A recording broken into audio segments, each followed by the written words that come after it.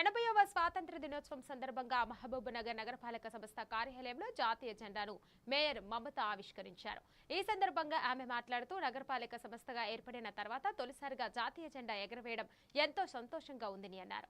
రానున్న రోజుల్లో నగరంలోని 60 డివిజన్లను అభివృద్ధి చేసే దిశగా కృషి చేస్తానని తెలిపారు. ప్రజలకు ఎలాంటి ఇబ్బందులు లేకుండా మౌలిక వసతులు కల్పించేందుకు చర్యలు తీసుకుంటామని చెప్పారు. కార్యక్రమంలో కమిషనర్, కార్పొరేటరు, సిబ్బంది పాల్గొన్నారు.